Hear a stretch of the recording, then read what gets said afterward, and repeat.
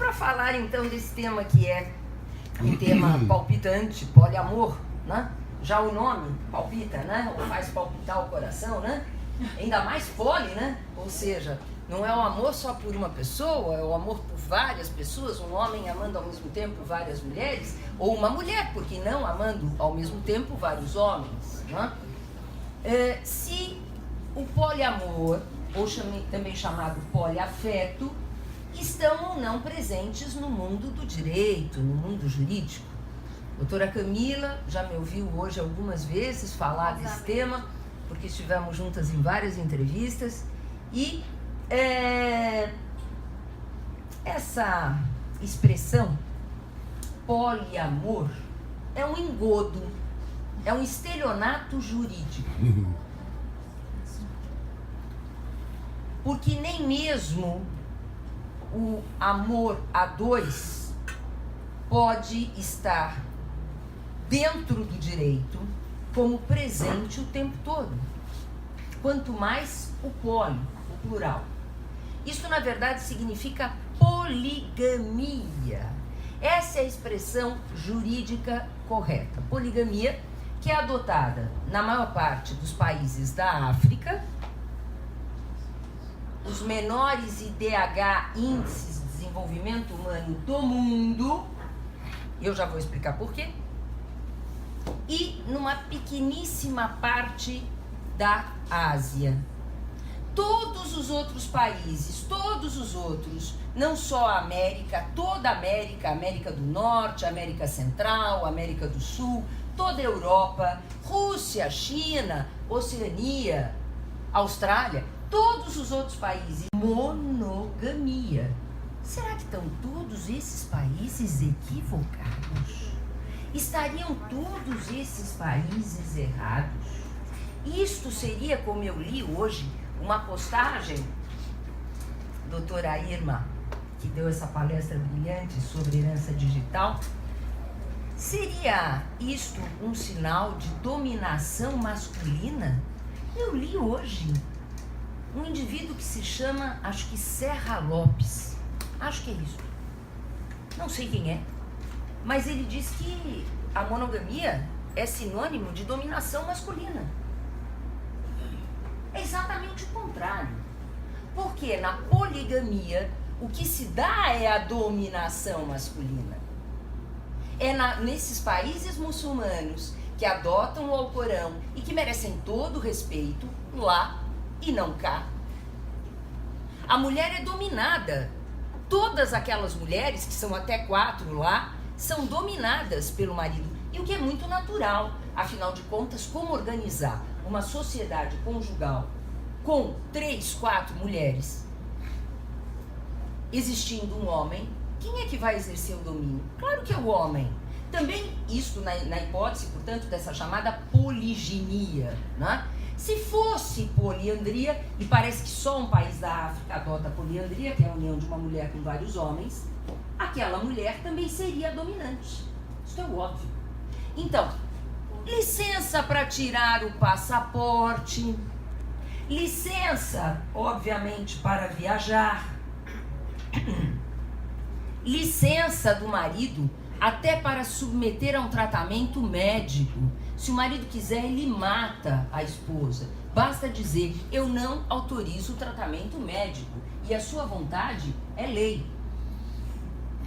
Até pouco tempo atrás, e em muitos países continua não sendo possível, dirigir, nem mesmo com autorização do marido. A mulher desses países, creiam-me, elas só podem ter a guarda dos filhos até os 7 anos de idade. Depois disso, doutora Gaminildes, a guarda é obrigatoriamente do homem, sem qualquer verificação do elevado interesse da criança. Isto é dominação. Isso é de uma evidência solar. É um fato incontestável. Pois bem,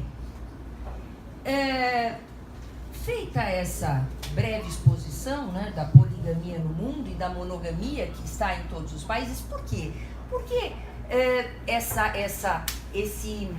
toda essa prevalência da monogamia no mundo, que basta vocês imaginar ali, né, o nosso mapa, né, do mundo todo, de todos os países, para verem que a extensão dos países monogâmicos efetivamente é muito maior, e dos IDHs, dos índices de desenvolvimento humano, muito maiores nos países monogâmicos. Por que isso? Porque a poligamia é tribal. A poligamia faz parte da época em que não havia civilização. A monogamia é sinal de evolução. A monogamia é sinal de evolução porque é sinal de preservação das pessoas envolvidas na relação familiar. Só a monogamia preserva a igualdade entre os gêneros, inclusive nas relações homossexuais. E eu falo homossexual e vou falar homossexual a vida inteira, porque esse termo homoafetivo é mais um eufemismo para enganar-nos. Porque eu sou heterossexual e nem sempre sou heteroafetiva. Todos nós. Tenhamos aqui homossexuais ou heterossexuais, nem sempre nós somos afetivos. Então, que história é essa de homoafetivo? Homossexual sem nenhum preconceito. Aliás, eu nem posso ter preconceito. Primeiro porque eu tenho inúmeros amigos e amigas que frequentam a minha casa e que são homossexuais. Vamos começar por aí. Segundo, porque eu sou autora de um projeto de lei que depois do da Marta Suplicy foi o primeiro que entrou no Congresso Nacional para aperfeiçoamento do Código Civil para atribuir direitos aos homossexuais. E terceiro, porque eu fui a primeira advogada no Brasil que pediu a conversão de uma união estável homossexual em casamento civil, de um professor da USP, querido amigo. Aliás, ele e o marido dele, queridos. Então, sem nenhum preconceito, eu uso essa expressão e eu acho que essa expressão valoriza muito mais a relação entre dois homens e duas mulheres do que esse tal eufemismo barato que é essa tal homoafetividade. Isto posto, também nas relações homossexuais vigora a monogamia e eu vou explicar o porquê. Monogamia como princípio estruturante do casamento. Por que eu digo monogamia como princípio estruturante do casamento e da união estável? Porque é a viga mestra. A monogamia é efetivamente a viga mestra. E dentro disto, né, nós temos a Constituição Federal, a Constituição da República Federativa do Brasil, que no seu artigo 226, parágrafo 3º, estabelece expressamente a monogamia na união estável. Ou seja, é um ditame constitucional. Não tem o que dizer. Não há, agora no escuro ficou melhor ainda, não há o que falar. Não é? Ainda mais que a gente está falando de monogamia, poligamia, né, uma beleza. E aliás, eu pediria a quem está de pé, que me incomoda imensamente isso, eu tenho vontade de pegar no colo, porque eu não suporto, que sentem nos degraus, tem degrau para sentar, gente. Eu vou sentar. Tem degrau. Boa, professora Gabriela, boa, adorei. Boa. Não vai entrar. Né? Dentro disto, a partir do momento que a lei maior estabelece que a união estável somente existe entre duas pessoas e no seu texto original, o homem e a mulher, e claro que o casamento civil é sempre monogâmico também, não se pode, em hipótese nenhuma, imaginar que a poligamia possa gerar efeitos de família e efeitos sucessórios que são decorrentes do direito de família.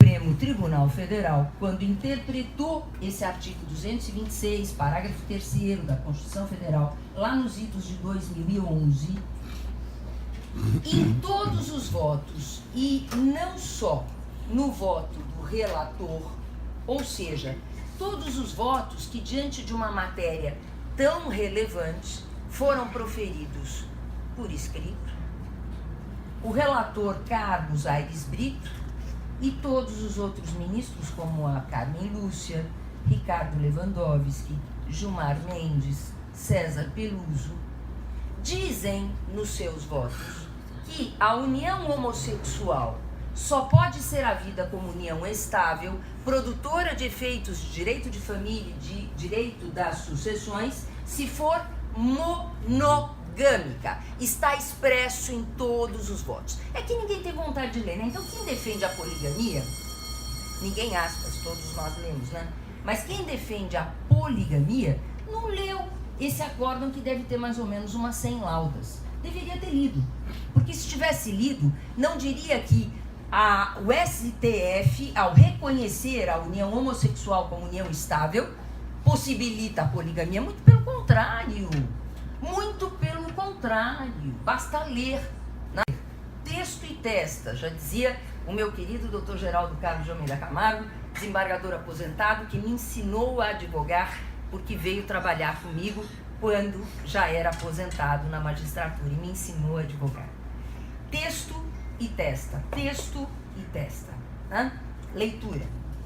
Aí os engodos são tão notórios a partir do momento que se leia um pouquinho, que citam muito um tal do caso, vocês já devem ter ouvido falar, talvez, Joana Paixão e Valdemar do Divino Amor. Já ouviram falar? Já. Deve ter ouvido falar que nesse caso, ele disse que sim, então vamos lá, que nesse caso houve o reconhecimento do poliamor, com atribuição de direitos de família. Se não ouviu isso, é porque foi bem orientado. Por quê? É dito mesmo, em São Paulo é muito comum citarem esse caso como um caso de reconhecimento de direito de amante, quando o Supremo Tribunal Federal decidiu exatamente de maneira oposta, ou seja, o Supremo Tribunal Federal negou qualquer direito à amante, que seria essa tal Joana Paixão. O nome deles era esse mesmo, viu? Joana Paixão e Valdemar do Divino Amor. É real, o nome é real. É essa fala chula porque enganosa, porque mentirosa, dizendo que, nesse caso, o Supremo Tribunal Federal atribuiu o direito para amante. Não atribuiu, muito pelo contrário, negou. E assim, o Supremo Tribunal Federal e o Superior Tribunal de Justiça, que são as instâncias superiores, e onde vão desembocar os casos a partir do momento que haja recurso especial, advindo de acórdãos proferidos nos tribunais estaduais, essas duas instâncias superiores têm jurisprudência uniforme. Não há um acórdão sequer que tenha atribuído direitos ao poliamor. E por que eu falei de amante? Porque esse poliamor, ou aqui entre nós, no sentido jurídico, porque afinal de contas todos nós somos juristas. A professora Camila disse, somos operadores do direito. Eu prefiro, todos nós somos juristas, inclusive os estudantes, porque jurista é aquele que estuda o direito. Todos nós estudamos o direito. Nós, juristas, que temos que usar essa expressão poligamia, nós vemos duas espécies de poligamia que hoje em dia estão sendo comentadas no cenário brasileiro, não por serem uma realidade social, muito ao contrário, e muito menos por produzirem efeitos jurídicos, mas por força dessa ideia de chamar atenção, né? Porque só pode ser isso, né? A mídia adora, por exemplo, a mídia adora, né, o assunto. E eu já vou até contar uma história para vocês engraçada. Dentro disso, poligamia consentida seria dos trisais, quando um homem se une a duas mulheres, ou uma mulher se une a dois homens, ou 3, ou 4, ou 5, ou 10, porque o inferno é o limite.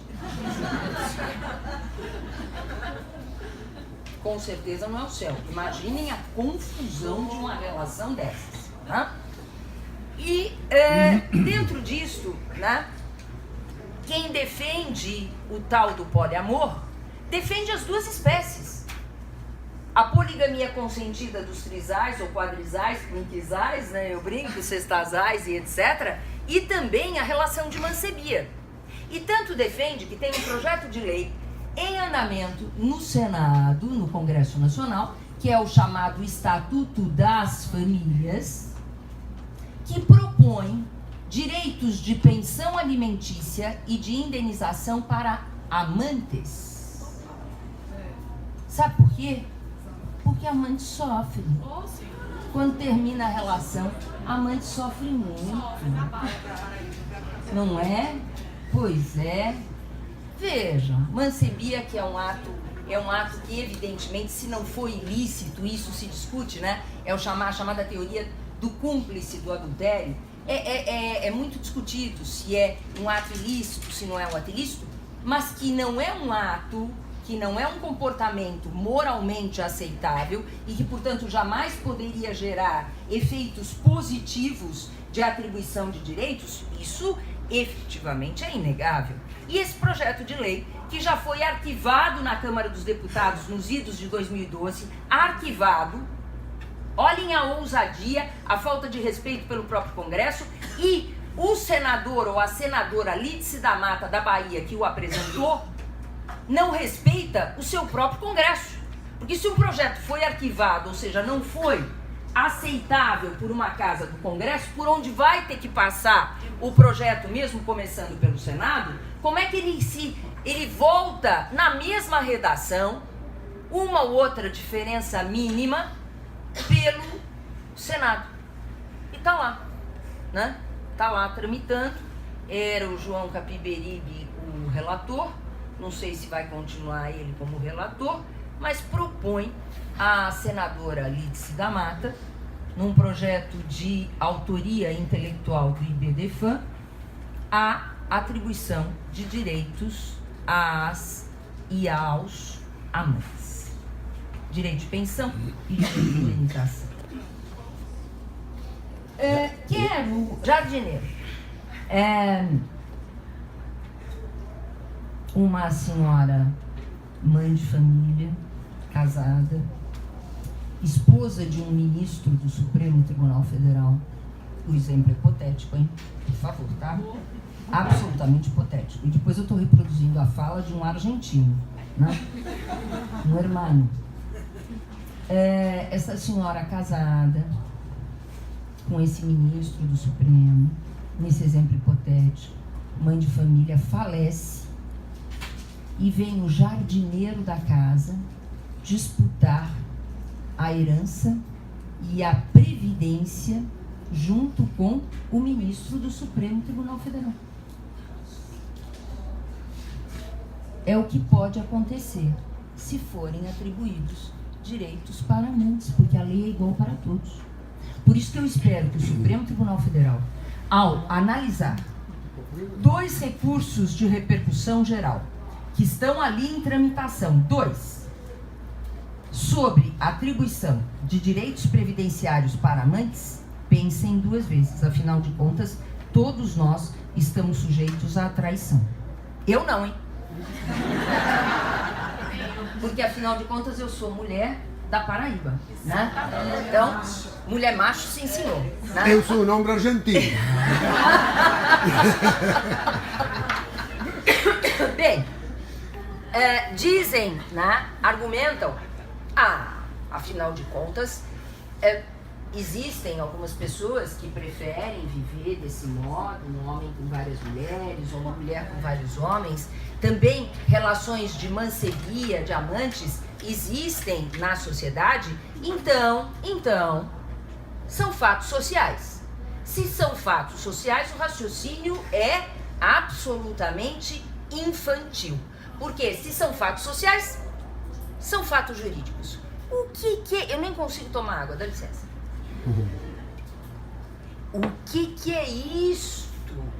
Todos vocês aqui, os que são alunos de graduação, com certeza sabem que um fato social que existe na sociedade, para ser havido como fato jurídico e produzir efeitos, no caso, os efeitos do direito de família e do direito sucessório, precisam estar dentro da norma.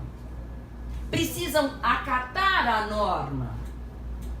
Não são todos os fatos sociais que geram efeitos jurídicos. Isso é básico. Por isso que eu digo que esse argumento é infantil. Porque um aluno de 1º ano da faculdade com certeza começa a ter essa noção. E, lembrando, e eu sempre homenageio também este grande nordestino, Marcos Bernardes de Mello.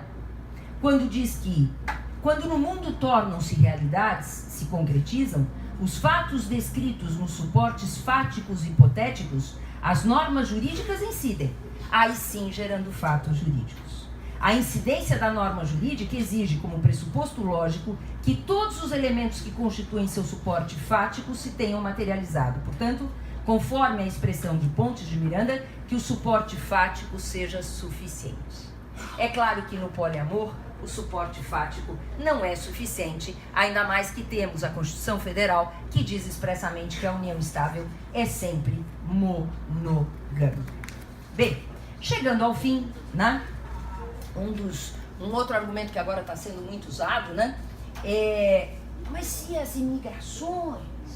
E a movimentação dos muçulmanos para o Brasil, para a Argentina, para outros países monogâmicos? Essas pessoas precisam ter direitos de poligamia num país que adote a poligamia.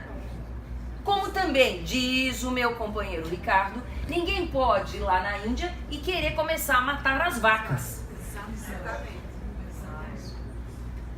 Nós temos os nossos costumes, a nossa soberania. A soberania nacional está muito acima de qualquer religião. Além do que, o Brasil é um Estado laico, e é exatamente por ser um Estado laico que é democrático e que respeita a lei. Porque outro argumento é a laicidade. Porque o Brasil é um Estado laico. Porque no Brasil não há religião. Não há mesmo. Mas o artigo 5º da Constituição Federal diz expressamente dos direitos fundamentais e sempre com respeito, é claro, em todo o sistema jurídico, à soberania nacional. E no Brasil, a relação familiar é monogâmica. Pois bem, dentro disso, né, nós temos, por fim, que eu sempre engano, sabe? Tô terminando, vou pro fim, nunca é fim. Mas já vai chegar no fim, né? Se não tivesse tanta gente de pé, eu garanto que daí eu dava uma esticadinha, mas não posso. A ADEFAS, a Associação de Direito de Família e das Sucessões, foi criada no ano de 2013, final do ano de 2013, foi aberta ao público e às associações em agosto de 2014. A ADEFAS surgiu aqui na Paraíba, viu?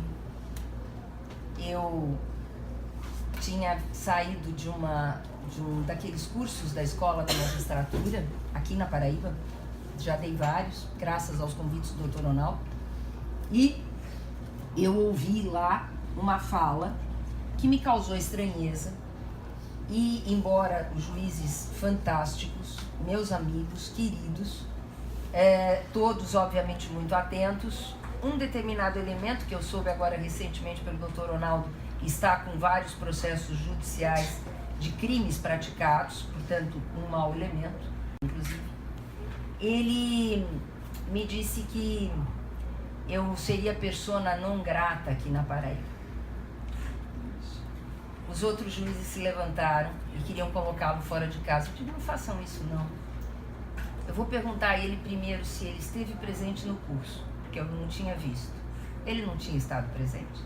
Se ele tinha lido a apostila, que eu sempre entrego, que tem mais ou menos 400 páginas de slides. Ele nem sabia da apostila. Ele não sabia nada. Ele foi ali colocado para fazer uma provocação. Essa provocação foi o melhor prêmio da minha vida. Porque eu saí de lá e comecei a falar com todos os meus amigos paraibanos e tomei coragem sobre algo que me pediam há muitos e muitos anos, mas há muitos anos, em vários estados do Brasil, que eu montasse uma associação de direito de família e das sucessões que efetivamente zelasse pela família e pelas pessoas. E aqui eu tomei coragem, porque minha vida já era muito atribulada, como professora, como titular no escritório de advocacia, como administradora desse escritório, como coordenadora de cursos, participando de projetos de lei. Eu não tinha tempo. Eu arrumei tempo, graças à Paraíba. E eu agradeço também muito a Paraíba por isso. E este próprio juiz. Eu agradeço por isso. Tomei coragem e montei. E essa associação, que desde 2014, portanto ela é bem recente, ela tem 4 anos de existência, tem feito um trabalho que vai desde o poder legislativo até o Supremo Tribunal Federal como amicus curiae e também no CNJ. E no Conselho Nacional de Justiça, por tomarmos conhecimento de que estava em São Paulo uma tabeliã de notas e uma outra no Rio de Janeiro, lavrando escrituras públicas de poligamia como uniões estáveis, com os mesmos efeitos de uma união estável monogâmica, promovemos junto ao CNJ, fizemos um requerimento do chamado pedido de providências e tivemos êxito na vedação da lavratura deste tipo de escritura por 12 votos contra 1. 12 votos. 12 conselheiros que efetivamente votaram, inclusive em face do brilhante voto do relator corregedor geral da Justiça, o ministro Noronha. Bem, então, escrituras de poligamia como uniões estáveis não podem ser lavradas. E, além disso, né, nós temos efetivamente feito um trabalho de muito esforço, muita coragem. Nesse trabalho está também o nosso livro, o primeiro livro da ADEFAS, Família e Pessoa, uma questão de princípios, que é fruto, como disse a doutora Irma, do nosso congresso internacional, que foi realizado com aproximadamente 20 palestrantes estrangeiros de toda a América Latina, de Portugal, da Espanha e também dos Estados Unidos, e o mesmo número ou um pouco mais de brasileiros. Por que esse número de estrangeiros? Porque a ADEFAS é rica para trazer todo esse pessoal, pagando passagem, hotelaria, não. A ADEFAS é pobre, porque as nossas inscrições são singelas. Estudantes pagam R$8 por mês e graduados pagam 10. Sabe por que esses estrangeiros vieram? Pela causa. Porque na América Latina, também algumas vozes que gritam muito, mas que são de poucas pessoas, aqui, assim como acontece aqui no Brasil, já existe, né, essa fala de poligamia, né, de direitos para amantes, e todos pela causa, né, vieram. Os portugueses e os espanhóis não, porque lá na Europa isto não pode, não tem nenhum respaldo, né, na voz de ninguém, né? Ninguém, obviamente, defende isso nesses dois países do maior avanço na área do direito. Portugal é um país avançadíssimo na área do direito, França, não se ouve na Itália. Mas vieram efetivamente também pela causa, né, sabendo da nossa luta, a luta da ADEFAS. E esse livro eu vou doar aqui à FESP, à biblioteca da FESP.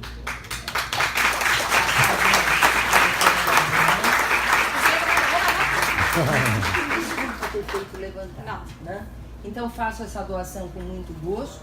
Espero poder voltar aqui a esta casa várias vezes. Já estou fazendo o convite a mim mesma, atrevida, né?